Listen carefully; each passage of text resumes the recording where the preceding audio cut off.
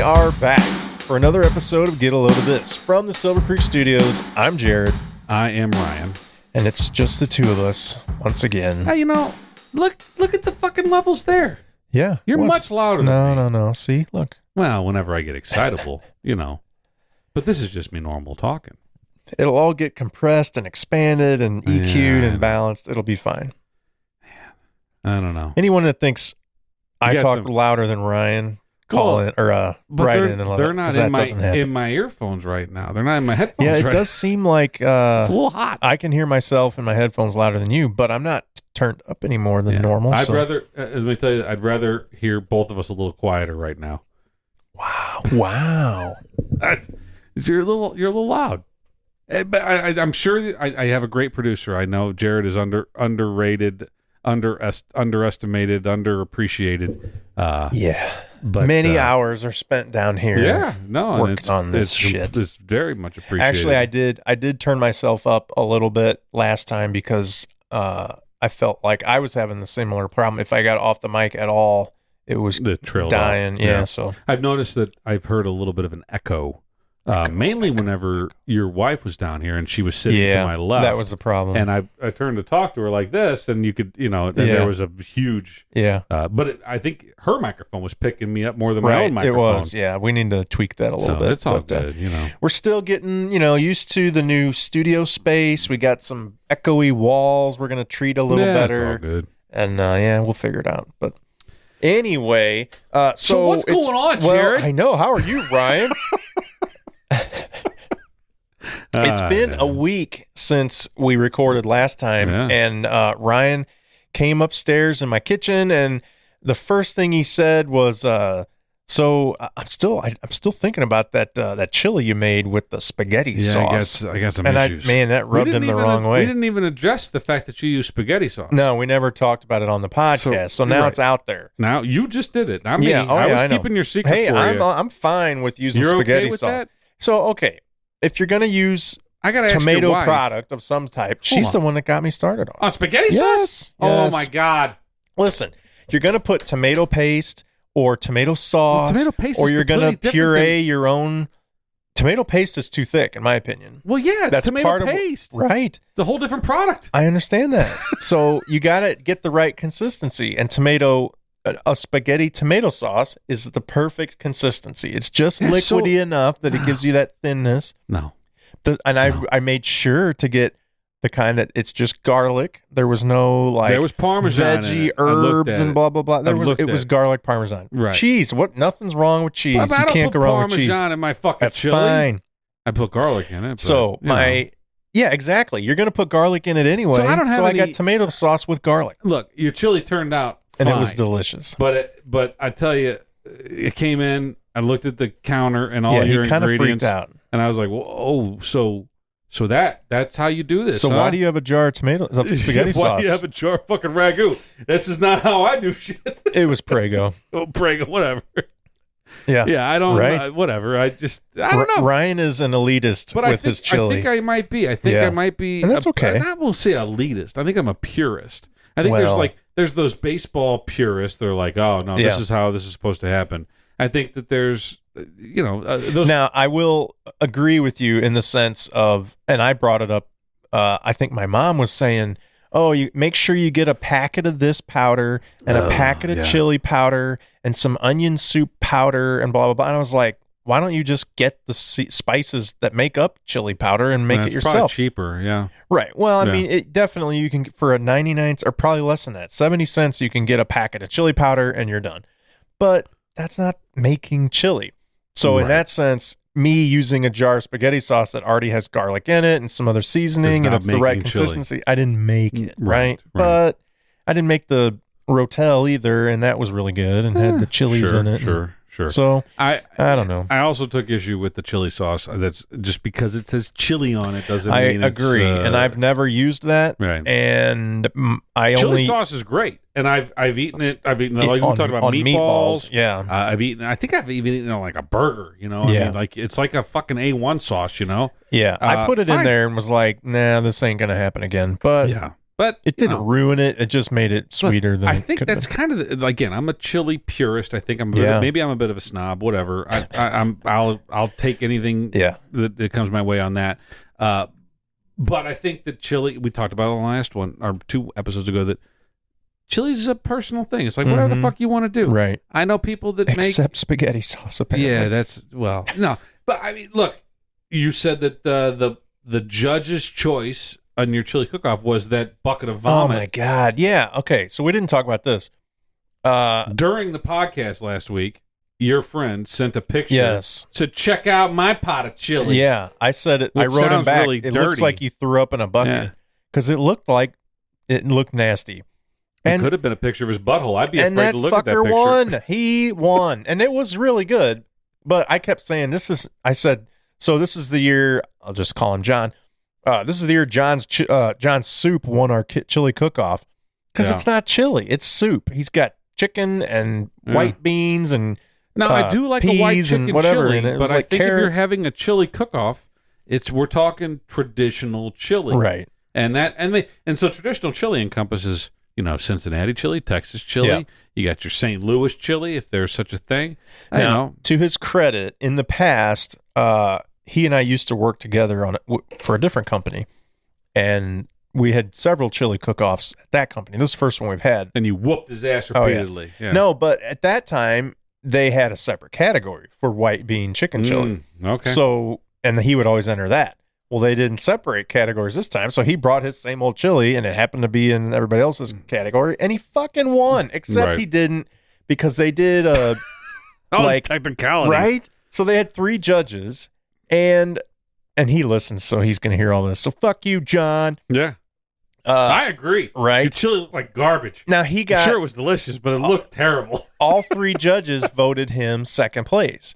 But they didn't agree on their first place votes. So his points for second were higher than any of the people who got first place votes. So he won. And I was like, wait a minute. Everybody here thought it was second place quality chili. Yeah. But he's got the trophy on his desk. It rubs me the wrong that's way. Bullshit, I think. It's soup. Soup, I tell you. Yeah. Anyway, mine got several votes. I came in pretty good. People liked it, so I was happy. Yeah, you guess all you get. Next time I won't use chili sauce. If they don't like it, fuck it. If you like it, that's all that matters. So I did want to ask you, if not spaghetti sauce, how do you get your tomatoes in a pasty consistency? I will give my recipe right now. Yeah, let's do this. I think you have, and then let's do it again. People are tired of hearing about chili. We got to stop talking about chili because we're kind of beating it to death. But the recipe is, I use a large can. I don't know how many ounces it is, like 20-something ounce can of crushed tomatoes. Crushed tomatoes, like that's on the label. Hunt's crushed tomatoes. Okay. That's it. They do make some that say ready for chili, which just means it has a couple of spices in it or whatever. Yeah. You don't need that shit. Yeah, you can. Yeah. It doesn't hurt anything to do it or not. And then I use 2 cans, 15-ounce cans of diced tomatoes. Dang. So how I start? You're making a big pot. Yeah. So how I start is I start with, and this time around, I think it was 6 white onions that I dice very finely, and It's a lot of onions, and then a head of garlic. So a whole head of garlic, and then I used about a half a stick of butter. Threw a half a stick of butter in the pot. Nothing else. Get that shit going. Mm-hmm. Dice up my onion, chop up and mince up my garlic. Throw all that in there. Let that just go. Let's just let it get all happy, and then eventually the onions will get translucent where you can't, that you can see through them. The garlic is still going to be there, prevalent. You're still going to be able to see it. Mm-hmm. So once all that gets going, then I put 2 pounds of ground beef in. Good ground beef. Mm-hmm. Get that nice and brown, and then I start adding the tomatoes I talked about earlier. Okay, question. Mm-hmm. You got all that shit in there before the beef. Mm-hmm. You just throw your raw pink beef in there with my onions, and you're browning it with all that stuff. Okay, right. Yeah. Gotcha. Okay. So so you're worried about the pink and the salmonella or whatever, right? Well, but it's all going to cook to 100 and something degrees, so you should be good. Okay. You're going to kill anything that's there. Okay. And so now you've got your meat, you got your onions, you got your garlic, and a little bit of butter. And so you put your tomatoes in there. You put your crushed tomatoes, which is a big can, I don't know how many ounces, and then the 2 15-ounce cans of diced tomatoes, a large can of Brooks chili hot beans, specifically Brooks chili hot beans. Throw those in there, In this case, I threw a small can, like about a 4-ounce can of green chilies, mild green chilies. I threw those in there. What else did I have in there? I think that's it as far as cans go. Mm-hmm. Then I believe it was 4 tablespoons of chili powder. It was 2 teaspoons of cumin, and then of cayenne pepper, and another of crushed red pepper. That's about it. Yeah, it's really good. And you guys take note of this recipe. Go home and make some chili just like that, and it's fucking awesome. It's very much it's a taste thing though. Oh, and then salt and pepper obviously is in there too. So I salt and peppered the onions. I salt and peppered the meat. But you gotta be careful. You don't want to go overboard. You don't want to make it too salty or whatever. And then usually once you add all the other stuff in there, you'll taste it. And you're like, it needs salt, needs something. Yep. And you gotta adjust as needed. But those onions give a whole lot of flavor. It's simple. But that's the chili purist thing, right?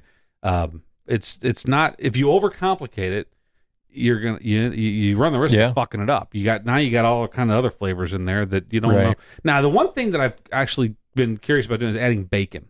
Yeah, so that's normally what we do. I didn't this time, but normally we do. I can't go wrong with bacon is always a win. So I feel like, all right, if I was to fry up a pound of bacon and crumble that shit up and throw it in there with my ground beef, I feel like I can't lose there. Same with pork sausage. I think it's a good addition.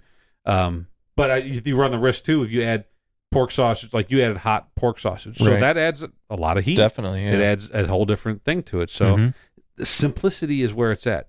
The chili cook-off, it wasn't really a chili cook-off, but it was a fantasy football league thing.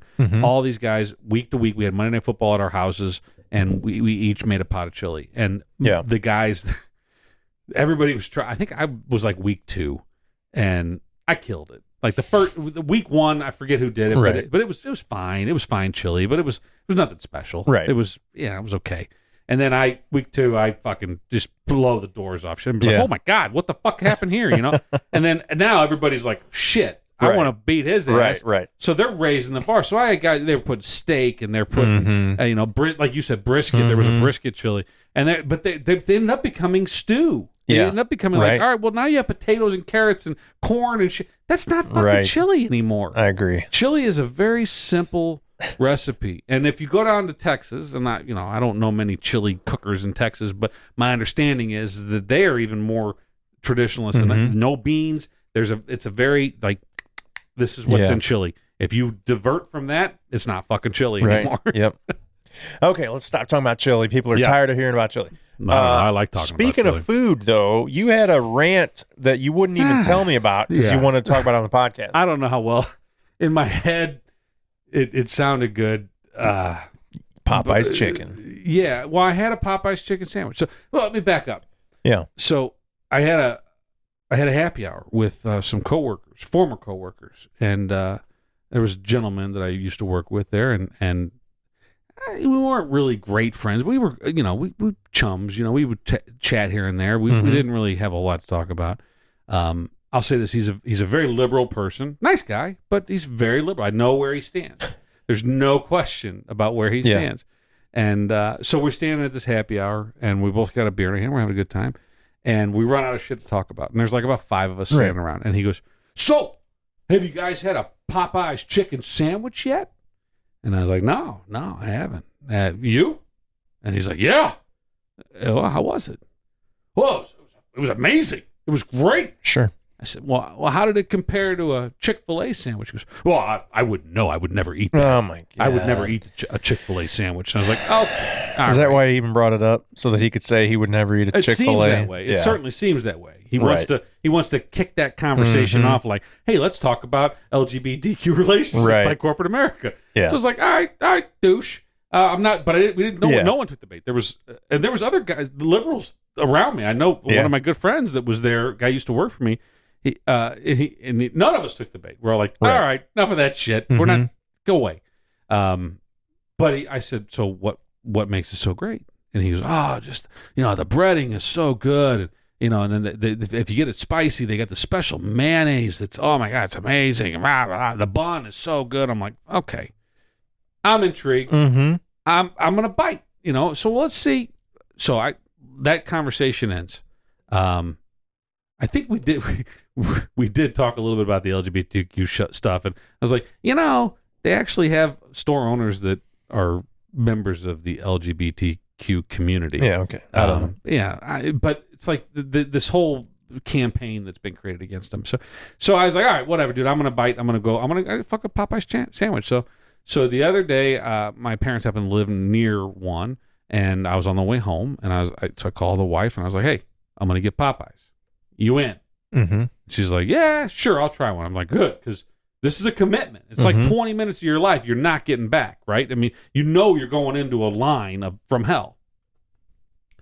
So I was like, all right, I'll get a few sandwiches. We'll take them home. We'll try them out, So I pull into the lot, and the line for the drive-through is around the building. I'm like, fuck this. Mm-hmm. Park the car. I'm going inside. I'm better than this. I go inside. The restaurant is a fucking disaster. It's dirty. There's trash on any table that's not occupied by people is covered by trash. The floors look dirty. It's mayhem. It's fucking anarchy. And so I'm like, all right, I'm gonna reserve judgment, and I'm gonna push through this. So I get in line. Not even really sure where the line starts, but I think I found, so I'm standing in the midst of all these people. I actually asked a couple, I'm like, you guys are good? Oh, yeah, we're waiting for our food. Okay, good. So I get in line. I get up there. The young man that waits on me, I said, so this used to be a good job before they came out with this chicken sandwich, huh?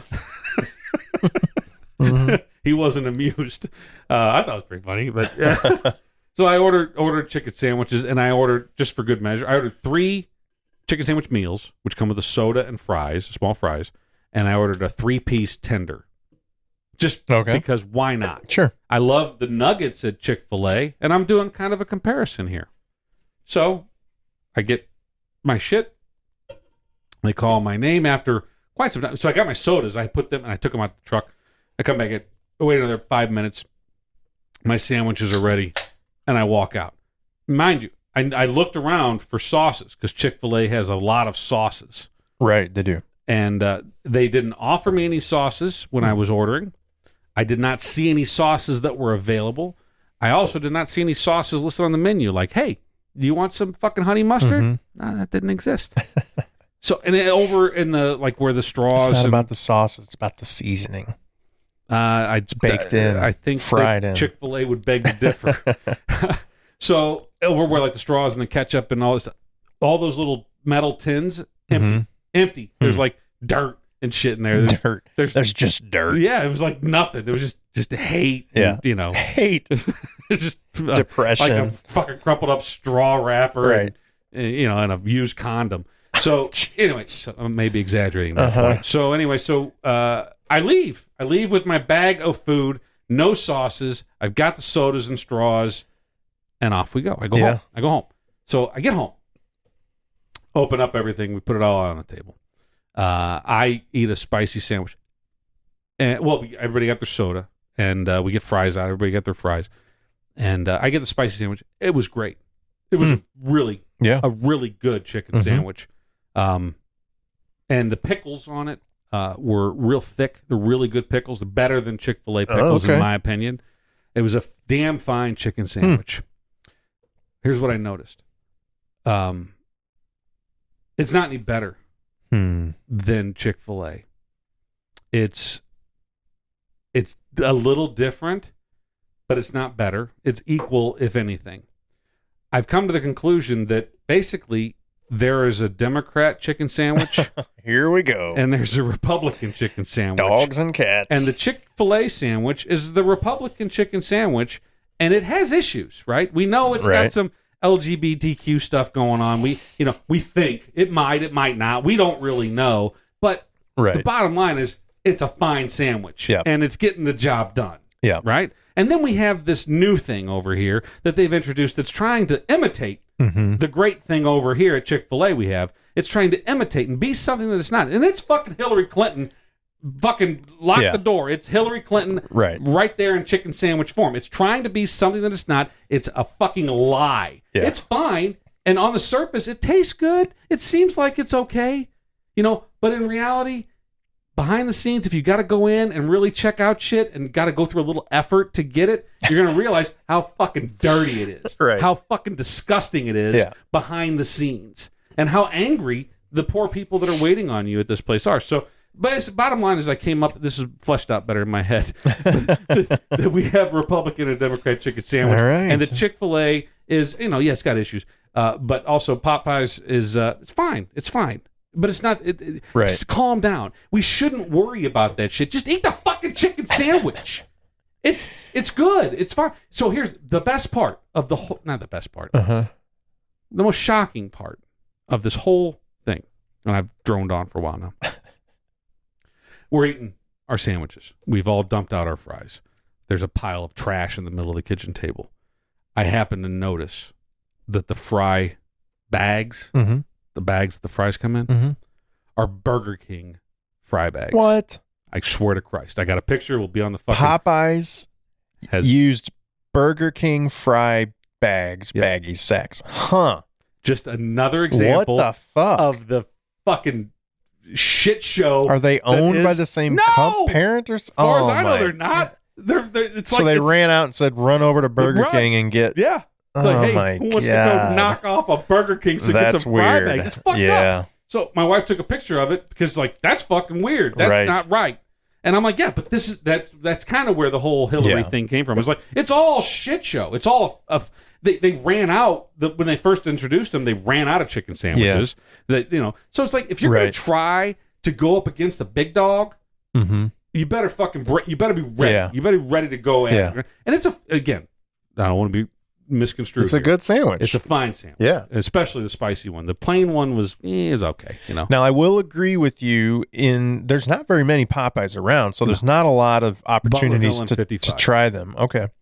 The ones I've been in have been, I don't know if I would use the words mayhem or filth, but this one was. But they were gross, right? I mean, not disgusting, but not clean, not like what you expect at a Chick-fil-A. Right. Well, exactly. That's kind of my point. The quality of service and cleanliness. I probably didn't articulate that very well. But the contrast between what I depicted at Popeyes, which was, I'm not exaggerating. I mean, there was no used condom in the fucking sauce. Not exaggerating one bit. But there was, except on the condom. But it was disgusting. Yeah, I mean, and there was trash in these little tubs. But a lot of that, I hate to give that a corporate bad name because that just comes down to the manager of that store. But now maybe the corporate needs to get involved and kick some ass.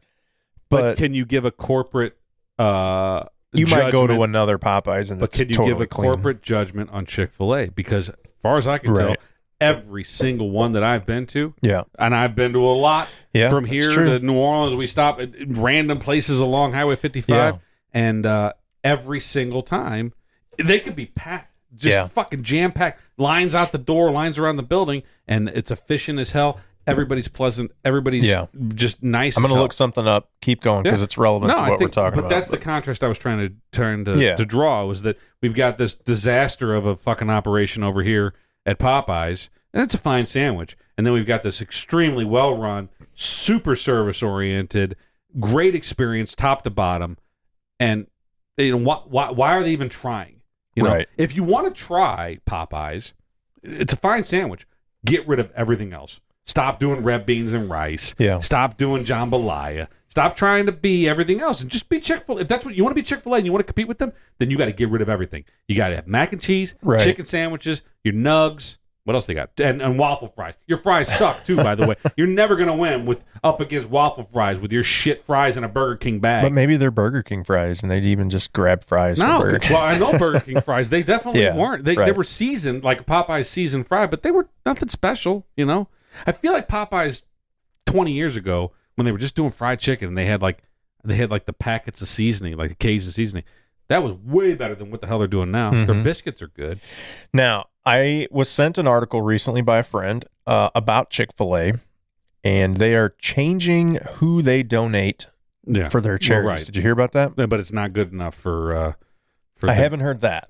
For GLAAD. That didn't make them happy? No. they're going to stop donating to the Salvation Army, I believe was one of them. Right. And another like Christian youth organization. It was campus, not campus. It was the youth FCA. Christian athletes, Fellowship of Christian Athletes. And we're talking millions and millions of dollars donated. Right. I think it was specifically for hunger. They're like feeding hungry kids the Salvation good things that they're doing with these donations. And the Salvation Army came out with a statement like a day after the Chick-fil-A came out with their press release and said, to be clear, we support LGBTQ individuals. And the Salvation Army claims to, this is per their press release, they claim to give more money to LGBTQ individuals than any other charity. Right. But yet they're being protested on the daily. Yeah. Now, I don't know about the Fellowship of Christian Athletes. I know that they're Christian and they have their beliefs, and to each their own. So but still, they're doing good things. They're to people that it's important to, right? The Salvation Army one really bothers me. It's like, are we going to protest every grocery store and Walmart that has a guy ringing a bell out in front? Right. Well, yeah. Why aren't they? How come I don't see them out there? Why is this important? Why are they after Chick-fil-A, but they're not out there? Yep. So this is a quote from the article. It's not too long, about who they had been donating to. The FCA, Fellowship of Christian Athletes, donation goes towards summer youth camps at the Atlanta HBCUs, Morehouse College, and Spelman College, according to the tax filing. Okay. The Salvation Army donation goes toward the organization's Angel Tree program, which provides Christmas gifts to children in need. These are in addition to more than 300 other charitable organizations Chick-fil-A has donated millions of dollars to each year. So they're going to stop donating to these organizations to please we'll just wrap it all up under LGBT community. Well, and I won't even say that. I will say the radical LGBT community. Because they're going to donate members of that community to a far more limited number of organizations that still target homelessness and hunger, and I forget the third thing, but if I was the corporate... So they're still doing good things, but they're not doing it the way they have been. Right. And they're just caving they're not having to pressure. The impact that they could.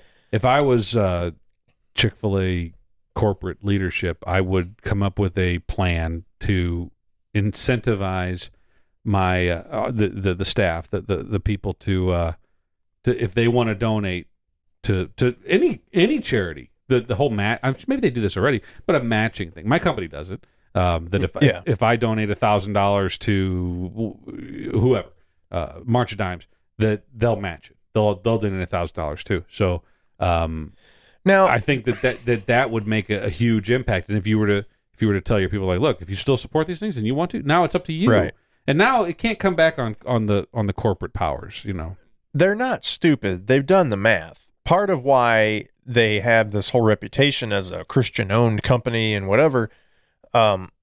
They must have calculated that they were going to gain more customers on the conservative Christian side who appreciate that stance than they were losing customers on the liberal left side who don't appreciate it. So now it sounds like they're maybe changing a little bit with their donations.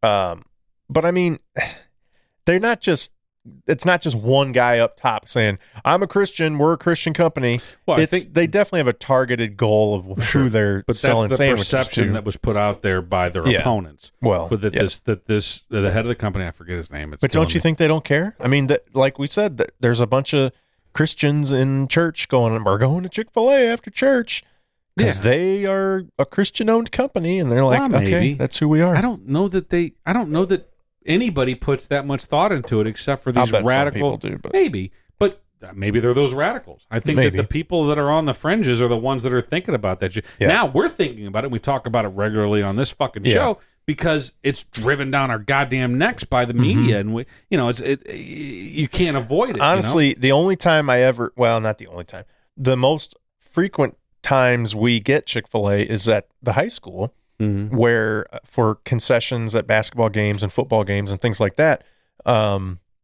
we arrange with the local Chick-fil-A, which is not really all that close. It's like 25 minutes away. Yeah. And they bring in a heated insulated container of a bunch of sandwiches, and we sell them at the concessions. And, that's when people buy them and they sell out every time. Yeah. Nobody is going to the concession stand thinking, oh, I can't wait to buy this sandwich to support the conservative Christian movement. They're like, it's a fucking delicious sandwich. Right. That's why I want it. And it's better than the stale nachos and cheese that they sell. But there's a lot of radical nobody's thinking about individuals out there that look at it like, if you're eating it and you're not paying attention, right, and you don't care about that, right, that makes you the enemy just as well, because you should. Especially, the arguments that I've heard is like, if you're an ally of the LGBTQ community, right, you should be aware. And if you're not, then you're not an ally, and now you're the enemy.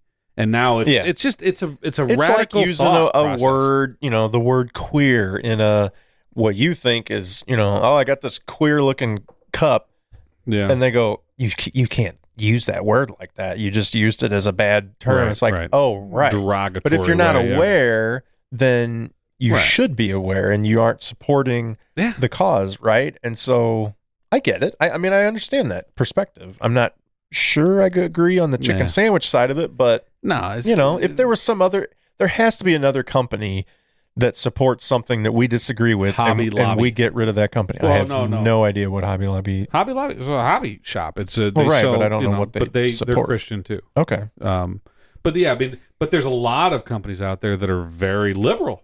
I mean, is there anybody you won't frequent because of that? No. I mean, look at Google, right? Apple, Amazon, Twitter, Facebook. They are all profoundly liberal ran companies. Number one, you can't avoid them. Number two, right? That's I don't part really of it. give a shit. You know, I wish that they wouldn't censor people. It seems that they are, but I don't really care. Yeah, I'm not going to change my world because of their politics. I think that things will. One of my mantras: everything eventually gets right. Everything eventually will settle itself out, and I think that it applies to corporate America too. Yeah, that we're not gonna stop saying that we say on this podcast because of this. Right, exactly. Yeah. Well, Apple did have an impact on our naming convention, though. They did, yeah. We wanted to have some cursing in the description. They wouldn't let us. Yeah, fuckers. Yeah. But yet they let us publish this fucking podcast. Say whatever we want. Yeah. So but I don't. That's not their. That's not their thing. Their problem with. Well, it's not even Apple. I don't think have much of a problem. But I think it's the Facebooks and Twitters and the social media companies that are, and YouTube, which is Google, that are censoring. Don't you kind of hate now? And this is getting away from that, but like YouTube is Google. Such and such is Facebook. And I get it. That happens all across the board on everything. Right. But like, wasn't it cool at one point when YouTube was YouTube and they came up with a new service and everybody loved it and it was this cool new thing and it was like a success story. And now it's like, and then Google bought them. Well, and it's still YouTube, but it's just Google. But that's anything. And they're selling your login and your blah, blah, blah. Like, so then you wait for the next cool thing to come around. Right. And you hope that it's really cool and not something stupid. People thought it was Instagram. Then that got bought by Facebook. Right. And then people thought it was Snapchat. And then that's got its own problems. And then people thought it was TikTok, which we still don't have an account on. But now it's apparently owned by the fucking Chinese. Yeah. And they're stealing all of our shit. They're going to make models of all of us, make little fucking robot models, and they're take over our world. One of these days, we're all going to be sitting here and there's going to be clones of us.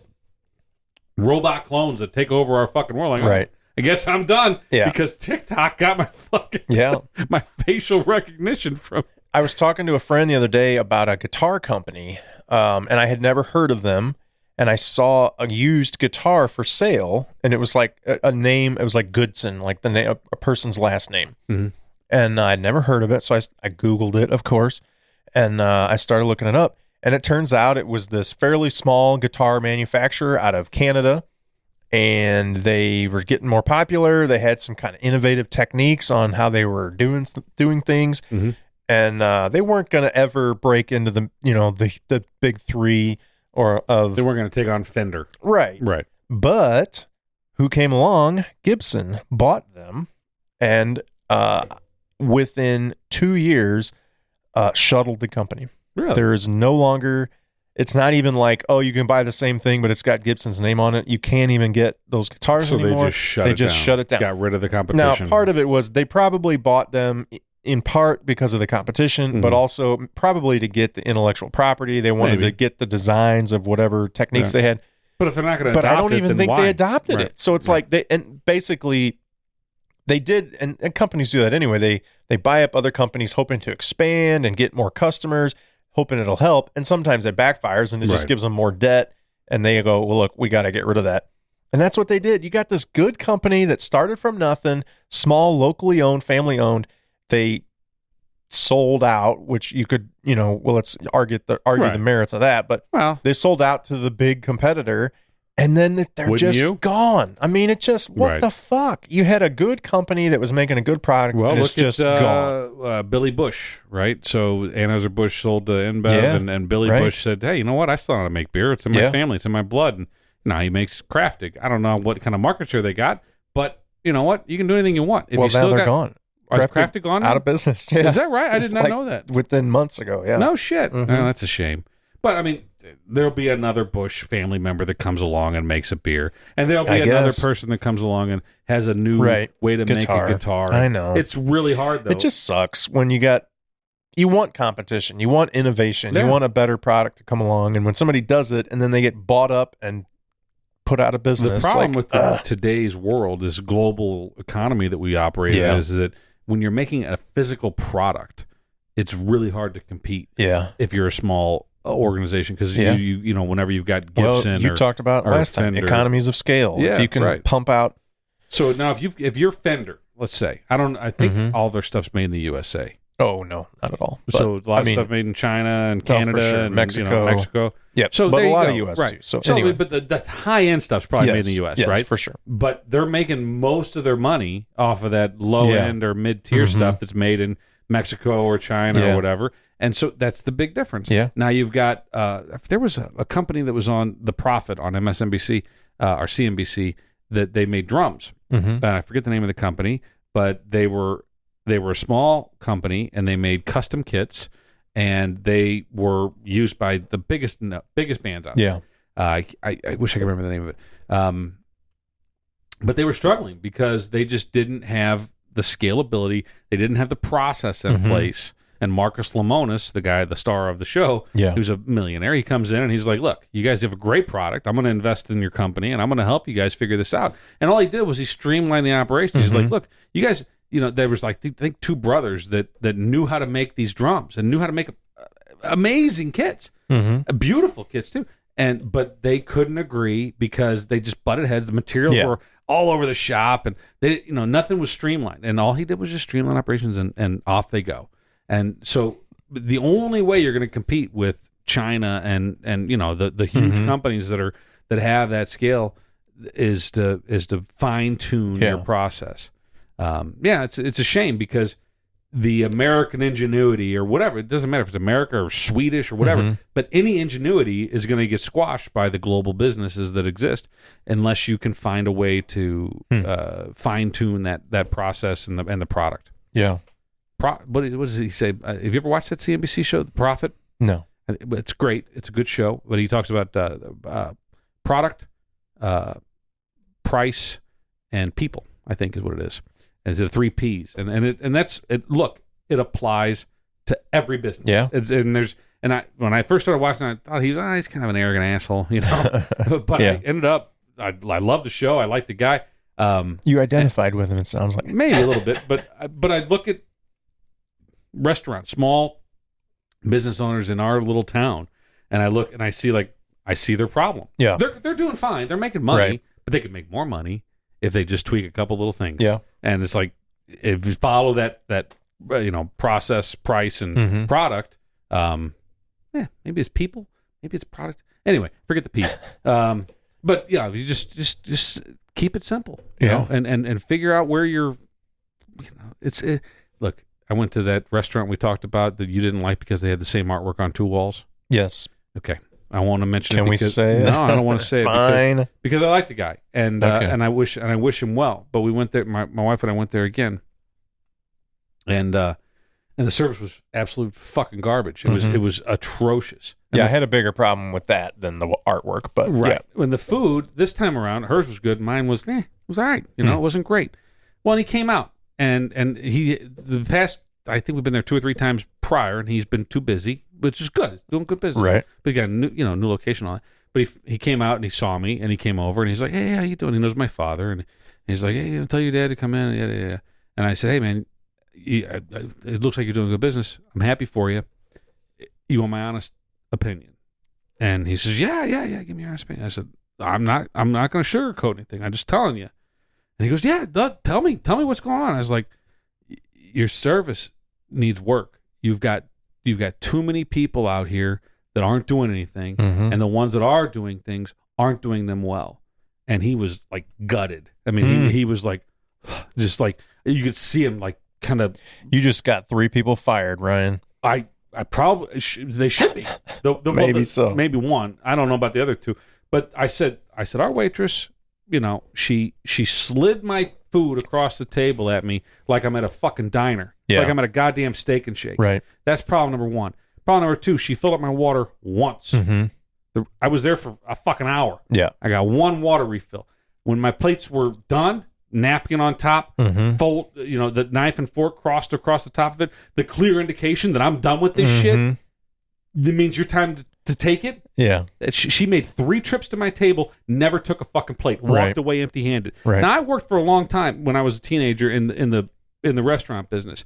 Rule number 1 from every manager that ran these operations is that if you're walking to or from a table without something in your hand, you're doing it wrong. Yeah. If you're walking out to the dining room with your hands empty, you're fucking up. You should have a water pitcher ready to fill someone's water. You should have something. You should always have something. If you're walking away from it, that better be an empty dining room. Because there's got to be an empty plate or something that you feel like taking. that's across the board. Like everywhere you go is struggling with that kind of service. Nobody does it right anymore. Well, I think it's generational. I think you're right. Younger group of people just don't get it, and they're not being told. They haven't grown up that way, and they're not being told to do it that way, and they just don't know, or they don't care. They don't care. I think that's it. They're just like, I'm just here for my $8 an hour or $10, whatever it is. But I told him, I said, like, look, I said, you got a lot of young ladies.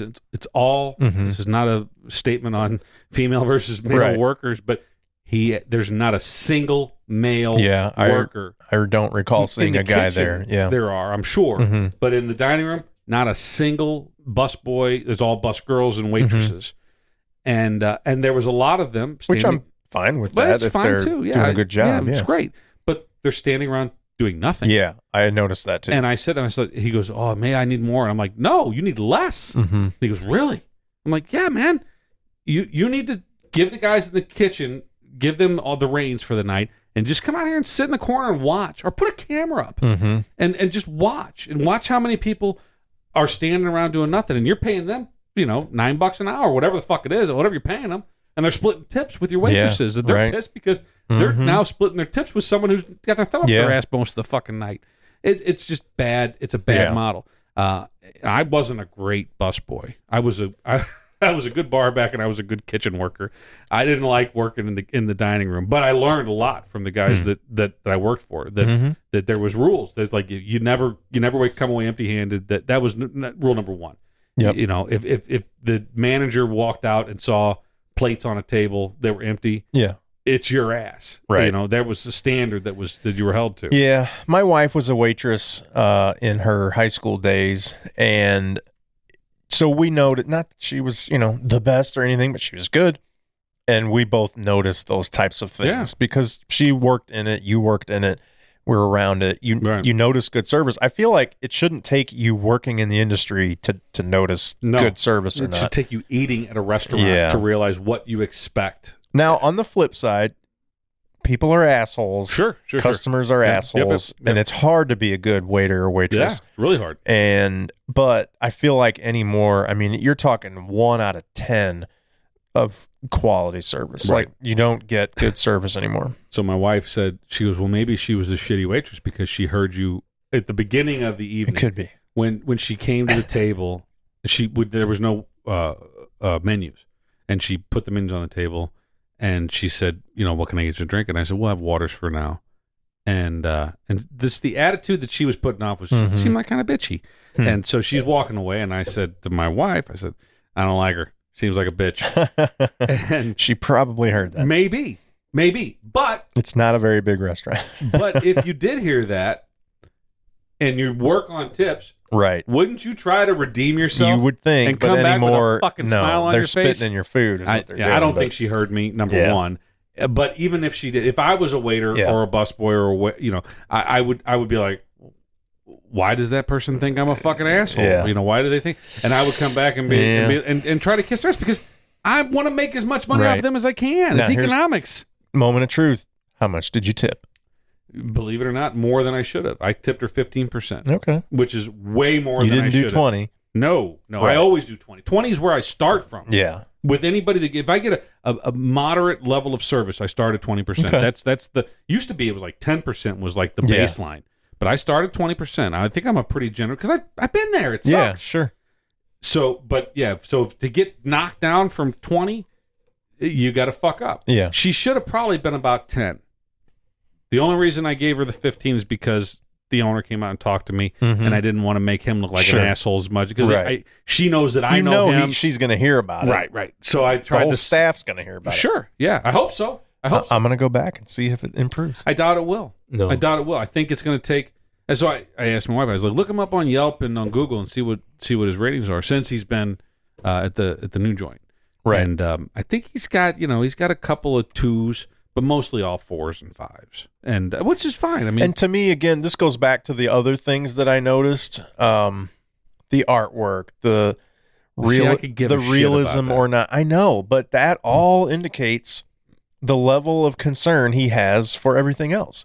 So, is he really going to be a particular, a stickler on his wait staff if he isn't a stickler on the quality of the stuff hanging on his walls or the fake wood flooring or whatever? Well, I think the flooring is a good choice, honestly, in that restaurant. I think it's easier to take care of. You've never swept a kitchen or swept a restaurant. I'm saying if you're going to have a nice old building, that's a very old building. No, it's not. It's brand new. He just built that from the ground up. He built it from the ground up? Absolutely. The building was there before. No, it was not. There was an empty lot there? Yes. He raised the building and he built a brand new building. Okay, well, I have issue with that, too. You've got neat old buildings are on the middle square of town. What was there wasn't a neat old building. Honestly, I don't know, but I know all around him are neat old brick buildings that are cool, and there's been dozens of other, half a dozen other buildings that have been renovated but he got a neatly with old. He got a grant from the city, like everybody, all the other businesses did, and they all did a great job of keeping that classic style. And he's got a nice true from the outside, which is what they're funding. Look nice which is what their funding goes towards. Is the outside. They don't give a shit about the inside. Right. I mean, look at Randy's, right? Randy's looks good from the outside. Not so much. They don't give any money for the inside. So I'm just saying you got places within 50 yards of his place that have original wood beams and they've got doors from this old hotel that are used as flooring or whatever. It's a different budget, man. I mean, why is it different? Because he doesn't have that much money. Well, why do they have it and he doesn't? They're a restaurant. He's a restaurant. Because they're a construction company. No. That's not what I'm talking about. But that is part of that. Okay, that's true.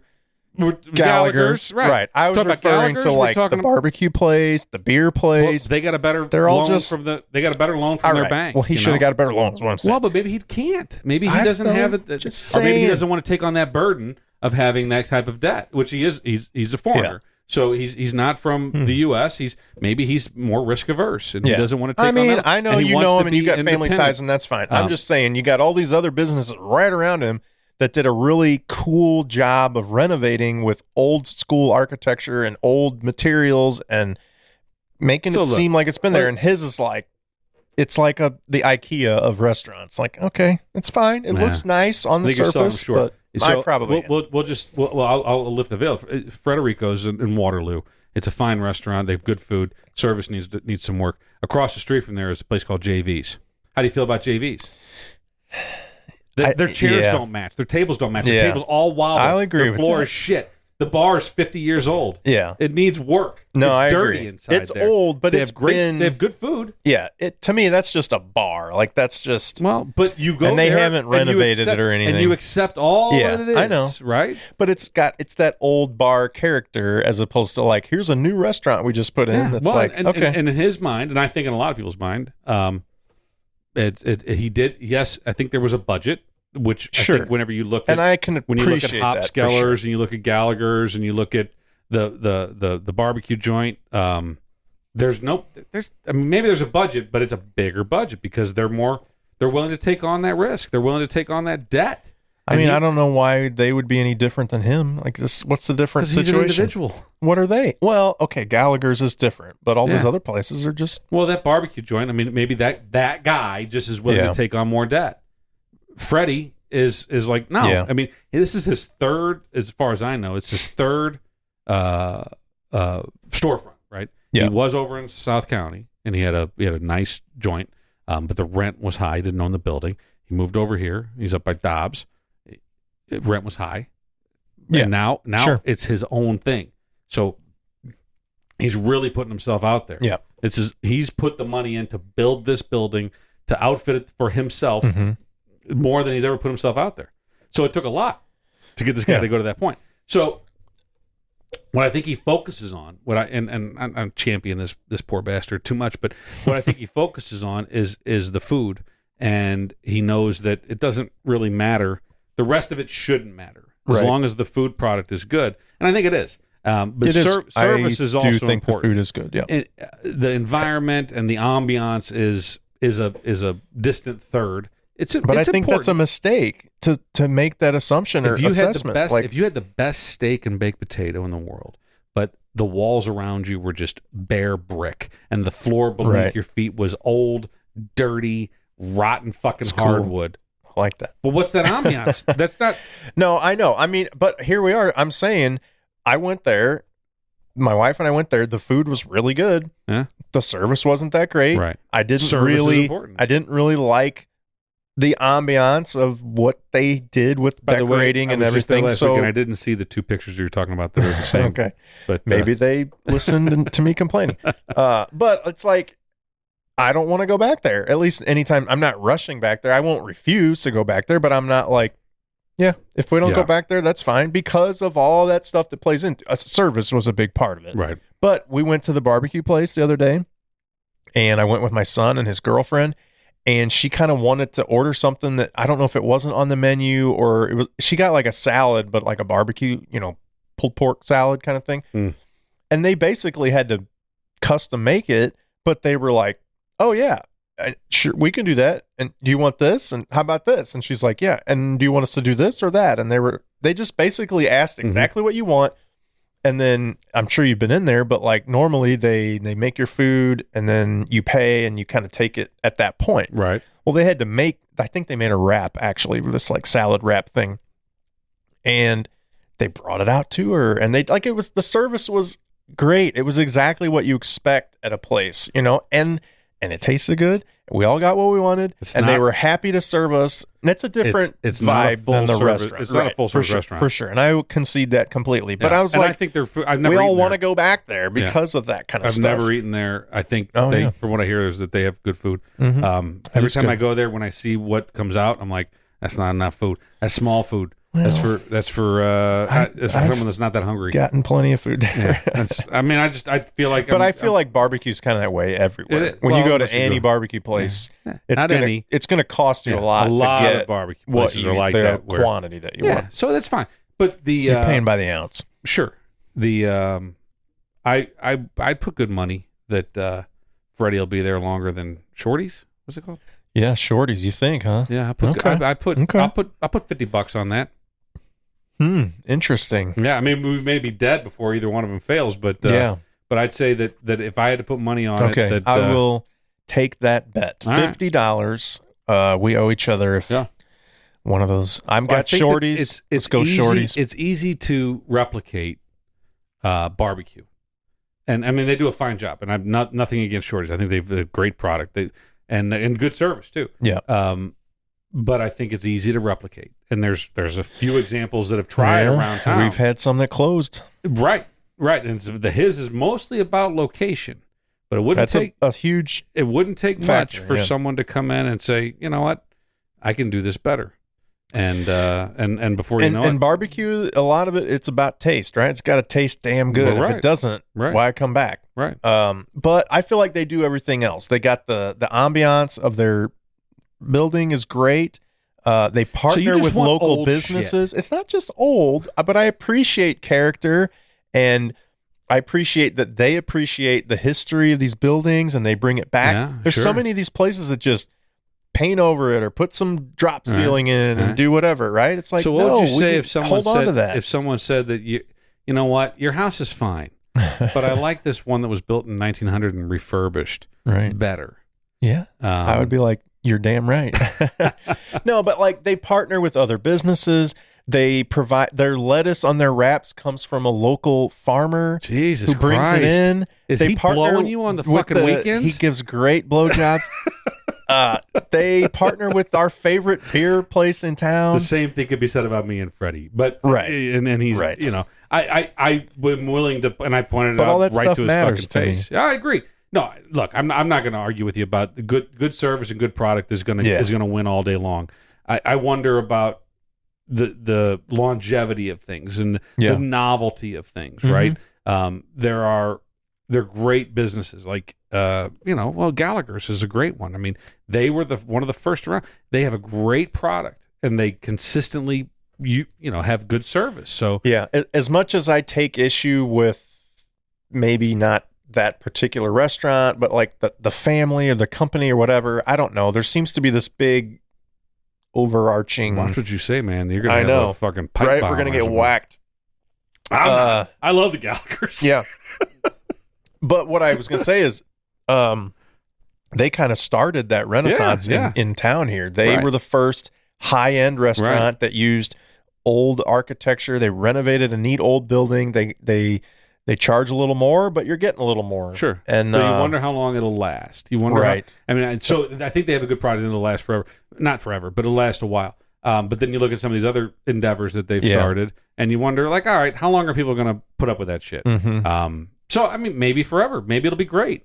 But I also think that, like, there's a reason why small taverns like Randy's and Outsider, that they've been around for as long as they have. Yeah. Because it's simple. They keep it simple. The bartender's waiting for you. In many cases, he or she knows what you drink whenever you walk through the door, and it just slid across the bar at you. I do love that. Probably more than anything. I love that level of intimacy, right? They know you when you walk in. Here you go. You don't have to say anything. Like, here's your drink. This is what you order every time. Like, that's just great. It's a good. It also means you have a drinking problem, but maybe. But it's a good customer service experience. Is the point, I think. And but anyway, back to come to Waterloo if you're within the sound of our voice and or in the St. Louis metropolitan area. Yeah, come to Waterloo and try out Freddy's. They have great food. Hopefully the service issues are resolved. Tell us you're coming and we'll meet you up there. Right on. Yeah. And then the previous location, he didn't have service issues. Right. I think he staffed up. And I went there a lot. The other joint, I went there a lot. But I think he staffed up thinking, I got a bigger place. I need to be able to have more people. And more people is not always the answer. Right. And frequently it causes problems. And now you've got people thinking like, well, she's going to take care of it. Or he's going to take care of it. Yeah. And they don't. And now you got people sitting there, on their thumbs. We had that issue with one of the other Pizza Hut here in town, moved from one location to another bigger, fancier, newer location, and they staffed up. They hired new people, and those people were not nearly as good. And I think not only were they not as good, the good employees, the good service and wait staff from the old restaurant didn't want to deal with that shit anymore, and they left. And so now you got only people who aren't any good, and they went from being like a good place to eat, you were going to get good service, timely, to we hate going to Pizza Hut now. Counterintuitive when it comes to Pizza Hut. I feel like your taste in restaurants is a little bit questionable. What? Pizza Hut was good. Everybody loves the old Pizza Huts. Well, what's the difference? What do you mean? It's the same product coming out of the damn place. It's not the same product. Yes, That's the thing. No, it isn't. For one, their pizza, I think on a corporate scale, changed like 2 years ago or something. Like they changed their recipes. They started garlicking the crust and shit. Well, that's and an like, option. The sausage is different now. You got these big like wedge, dude. Okay, no, right in. If you agree, no, it's not. Are you talking about Domino's? I'm talking about Pizza Hut. Nah, you're wrong. Anyone who eats Pizza Hut knows it all changed like 2 years ago. I don't think so. Okay, I will say that maybe they introduced additional flavors for their crust. They did, but no, the sausage is different. Yeah, trust me. And now there's all this like artisan shit and whatever. But when they did that, our local one, when they moved to a new building, it's a Wing Street or whatever. Yeah. And it's like a sports bar. You don't bar. like fucking wings? I love wings. But what's the I problem? don't love their wings. They're just not okay. Great. You're right. They're all right. It's a sports bar that rarely has sports on. They got fucking Nickelodeon. Yeah. God, I hate walking in there and they don't change it. What's their customers though? Mostly it's how many kids are going? Anyway. And you got these people that bring their kids in there that they don't want to fucking pay attention to, and they're climbing over the fucking. It's terrible the now. Booths and, You'll go in there. There might be one other table of people in there, and they act like they're slammed. Oh my gosh. Okay, we'll get right to. I'm sorry. They're a little bit understaffed. What the fuck? I will say this: they staff enough people to work the kitchen to make the pizzas, and then someone maybe has time to come out and work the cashier. So if they actually get people in the restaurant, which doesn't happen very often, they're like, "Oh fuck! Now what do we do? Who's gonna fucking make the wings? Sarah's got to go out and wait on the fucking people in the dining room." I feel like it's the whole system a chicken and egg thing. Like less people are going there now because the food isn't as good and the service isn't as good, and so I think you're crazy on the food not being as good. Oh my god, it's totally not as good. That's fine. Everyone I know how many eats people there do you know? Would agree with that. Well, no, that's a false thing. There. Do you eat there regularly, though? Yes, I do. It's totally fine. not it's the fine. same. So everybody you know does not agree Everyone with you. But You're Ryan. wrong. I'll find 10 other people. All right. I guarantee you. I know I'll find 4 other people. We're going to figure this out. I can easily find 4 other people. Who think it's the same as it was at the old one? My family. No. They're all like, yep, Pizza fucking Hut. You guys are wrong. Pizza Hut. If they're making it different than other Pizza Huts, then they're a bad franchise. Well, I'm saying it's all the same formula, brother. No, what I'm saying is that I think their company, corporate wide, changed a few years ago. They started making. Have you eaten any other Pizza Huts outside of our little town here, our little burb? But the one that's really good is in Redbud because they're still old school. What do you think is different? I'm telling you, the sausage is different. The sauce is different. You're crazy. If you work at a Pizza Hut, call in. Tell us that everything's the fucking same and Jared's nuts. I'm gonna find somebody and we're gonna get them sitting right there. And we're gonna talk about how Pizza Hut changed. Yeah. What time is it? It's time to be done.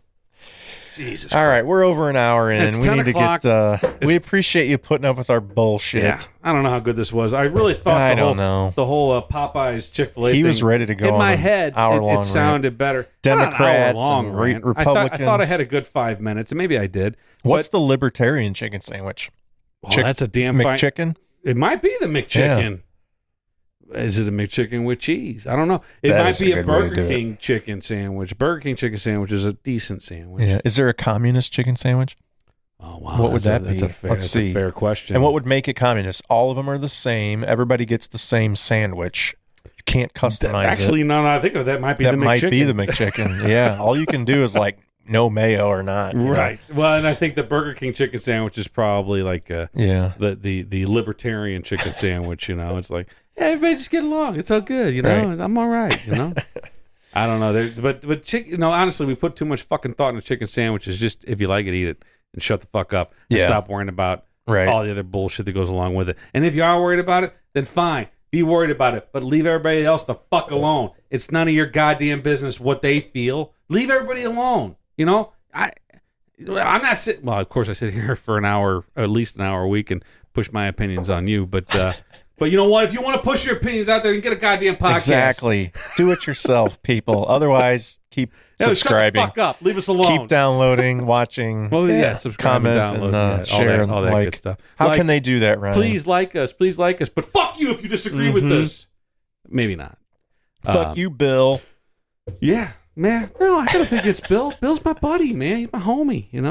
What's your problem with Bill? I don't know. We go way back. Yeah.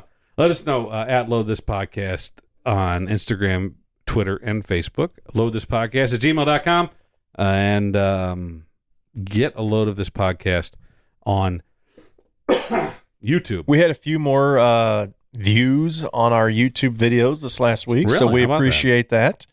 We want to get those views up. Yeah. You Yeah. fuckers that watch, you might as well click that subscribe button. Come on, throw us a bone for crying out loud. You've already got 40 different things you subscribe to that you don't pay attention to. Just throw us a bone. Right. Hit subscribe. It's not a big deal. It's easy, you know? And you know what? Better yet, how about you hit play? If you don't fucking like us, just hit play, turn the volume down, walk away. And this shit will keep playing. It's going to help us. It's going to not Don't hurt do that.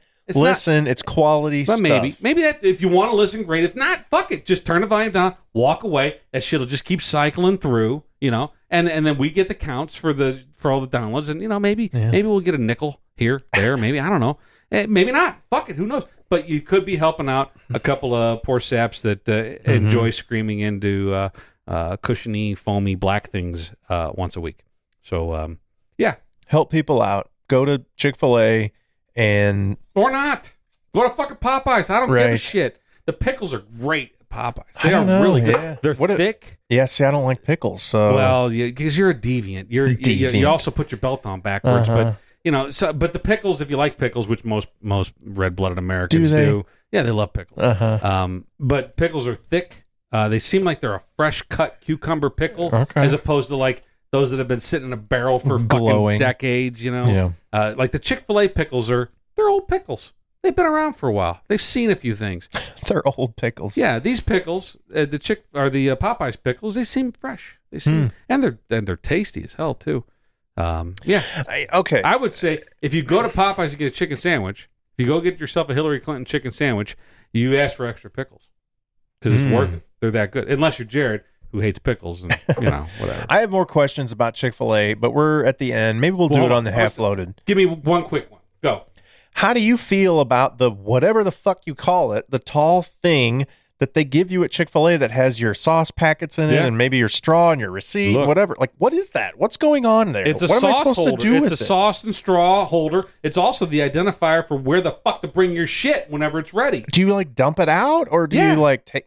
And then they take it from you? And right. You take that to your table, you dump it out. That's got all your sauces in it. Okay. And then you sit on your fucking table. How does that identify to them? I don't know. Some magic shit that goes on. What if there's four people with the thing? Look, but it's different. Jesus tells them which fucking symbol to look for on the thing on your table. And they're like, oh, okay, well. It's just, okay, regardless of whether it works or not, it's weird, right? No other restaurant does that. No, absolutely every other restaurant does. What? Fucking Pizza Hut puts a number on your fucking That's table. That's different. There's a number. Well, this thing is just like a cone-shaped container that has your sauce packets in it. Like, what is this? Yeah, it's multitasking, right?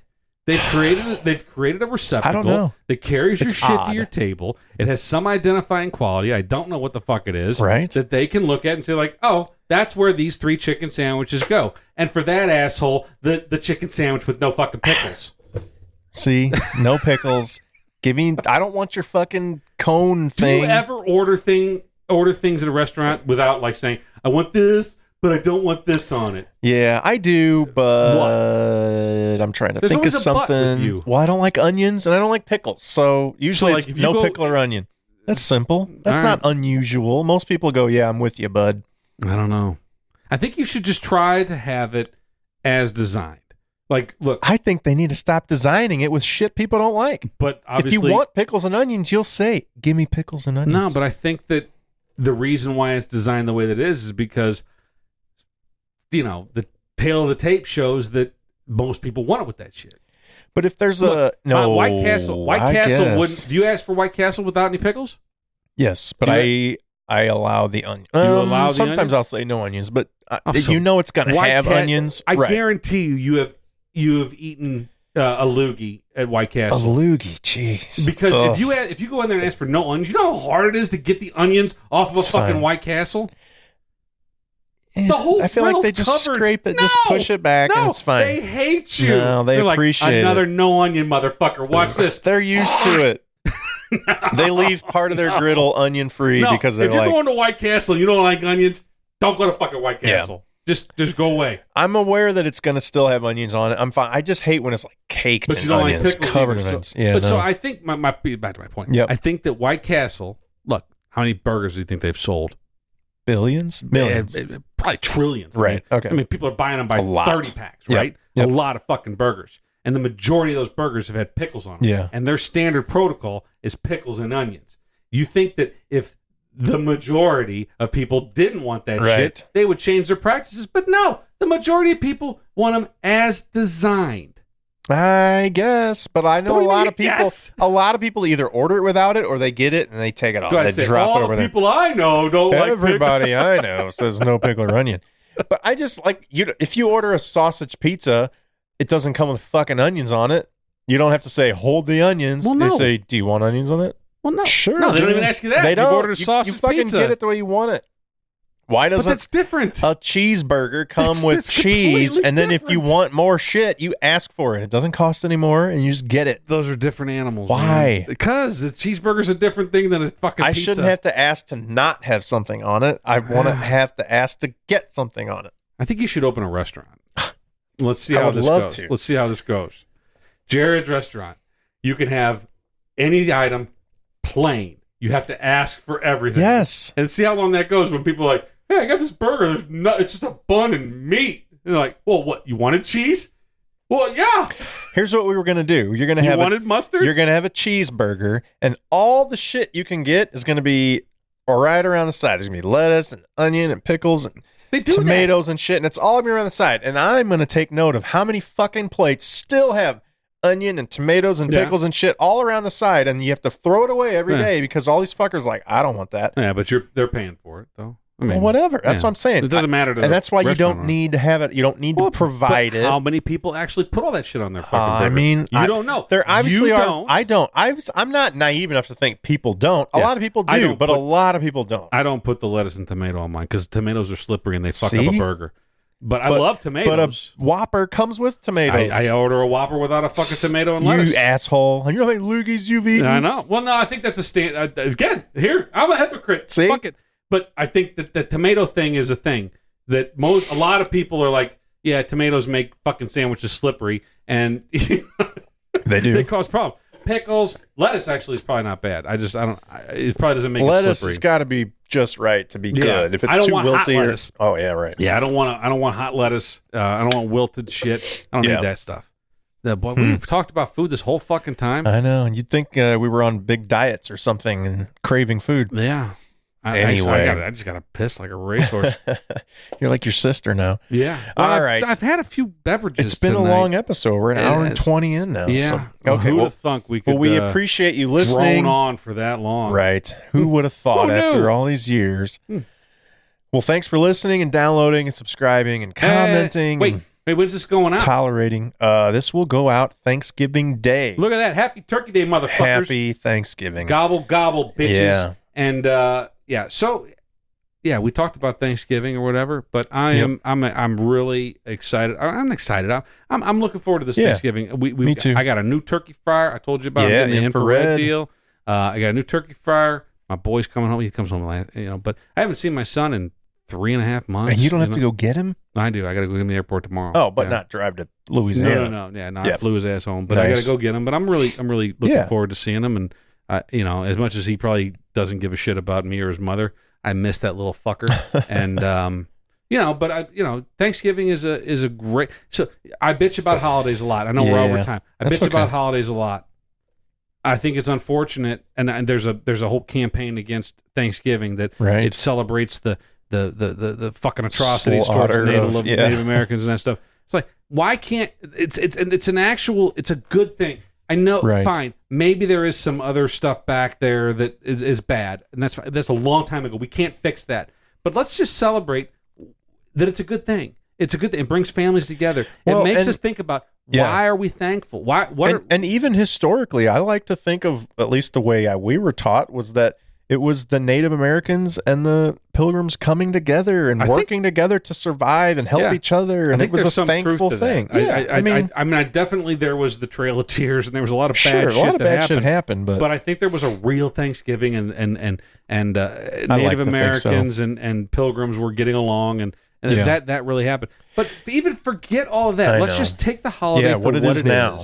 Right. And what it should be, and forget about Black Friday, and forget about watching your phone or your laptop, waiting for the next deal to hit Amazon, and just enjoy the time with your family and appreciate the people that are around you and be thankful for everything that you have, because we live in the greatest country in the world. We are afforded rights and freedoms that no other country in the world has. We have the ability to say whatever the fuck we want to on a podcast every week, and you have the ability to disagree with the president or go march in the streets, whatever the fuck you want to do.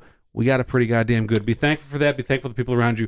And that's it. I am thankful that we have this opportunity. I'm thankful for Ryan, that he hangs out with me every week and tolerates my bullshit, and I tolerate his. Brother.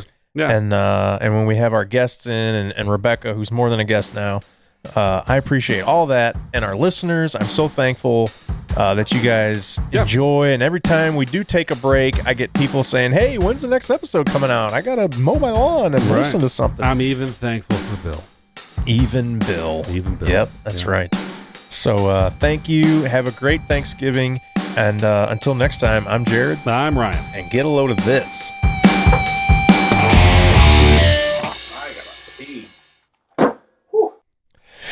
So here's an outtake. So I feel like even though you've got the microphone that picks up everything, you're not talking into the sweet spot. I am. Every once in a while, you sound great. You're like right on it. It's crystal clear. I and then feel like you get off it a little bit. Well, the fucking logo's right here. See, that sounds good.